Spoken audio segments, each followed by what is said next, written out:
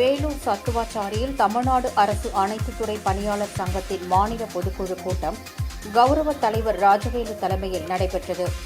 இதில் மாநில தலைவர் பாஸ்கர், மாநில அமைப்பு செயலாளர் பூங்கொடி உள்ளிட்ட பலர் கலந்து கொண்டனர்.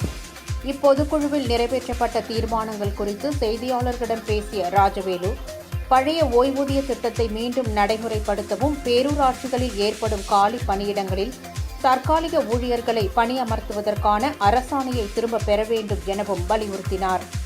மத்திய அரசைப் போலவே மாநில அரசும் 8வது ஊதியக் குழுவினை அமைத்து அதன் பலன்களை வழங்க வேண்டும் எனவும், தோட்டக்கலைத்துறையில் 10 ஆண்டுகள் பணிபுரிந்தவர்களை பணி நிரந்தரம் செய்ய வேண்டும் எனவும் அவர் கேட்டுக் கொண்டார்.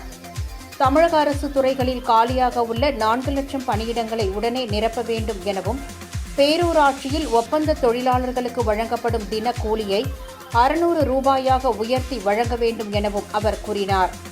இந்த கோரிக்கைகளை வலியுறுத்தி ஜனவரி 6 முதல் அரசு பணியாளர்கள் அறிவித்துள்ள காலவரையற்ற வேலைநிறுத்த போராட்டத்தில் அனைத்து துறை பணியாளர்கள் சங்கமும் கலந்து கொள்வது உள்ளிட்ட 16 தீர்மானங்கள் இந்த கூட்டத்தில் நிறைவேற்றப்பட்டதாக அவர் தெரிவித்தார்.